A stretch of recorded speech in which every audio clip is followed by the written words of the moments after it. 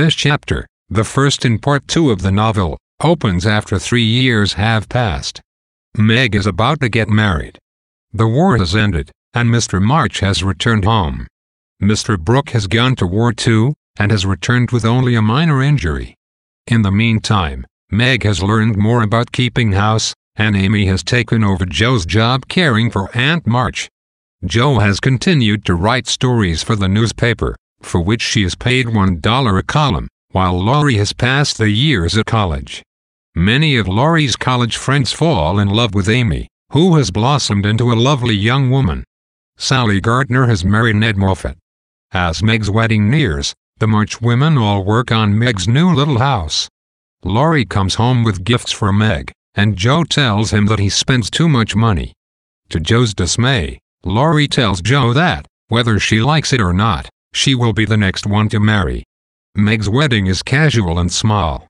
In their summer dresses, all of the March girls look beautiful and slightly different from how they appeared 3 years ago. Joe is a bit softened, Amy is gorgeous, and Beth is pale and fragile but good-spirited. The wedding goes smoothly. When Laurie asks what happened to the expensive wine that his grandfather sent, Meg tells him that they have put a little aside for medicinal use and have given the rest away. Meg then asks Laurie never to drink alcohol. He agrees to her request.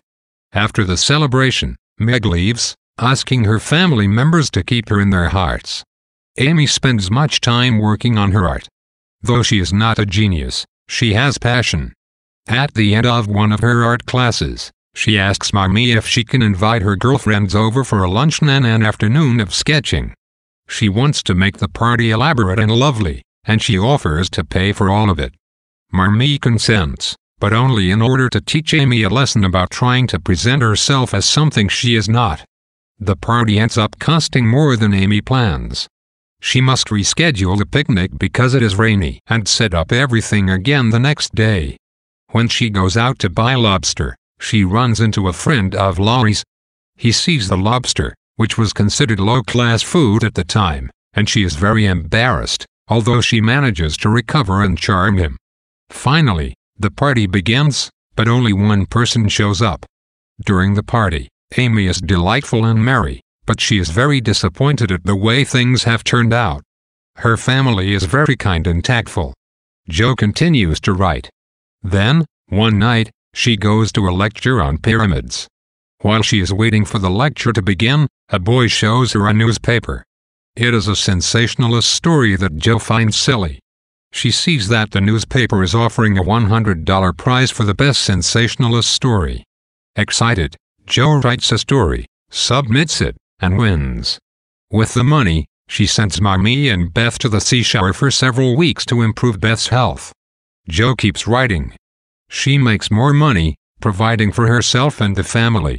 Finally, she decides to finish her novel, which is a romance. The publisher tells her to cut it down, and, after long consideration, she does. When the novel is published, it earns her $300, as well as mixed reviews from critics. Meg learns to tend house and be a good wife. She and Mr. Brooke must be careful with money because they are poor. One day, Meg tries to make jelly, which turns out to be a miserable failure. That night, John brings home unexpected company.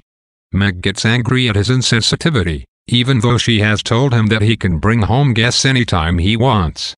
They have their first fight, but soon make up. The next trial comes when Meg is frivolous and spends too much money shopping with Sally Gardner. She buys expensive fabric, which prohibits John from getting a new coat. Meg asks Sally to buy the fabric from her, which Sally does, and Meg purchases a coat for John. Soon Meg becomes pregnant and gives birth to twins, John Lawrence and Margaret, who are called Demi and Daisy for short. Alcott began Chapter 24 after hearing feedback about Part 1 from her readers, publishers, and family. In order to satisfy a large reading public, she tries to please her readers, but often it is evident that she does not condone their tastes. Chapter 24, Gossip, begins in a slightly flippant tone, mimicking the tone of Meg's rich friends and indicating that Alcott may herself be critical of the way in which her novel continues.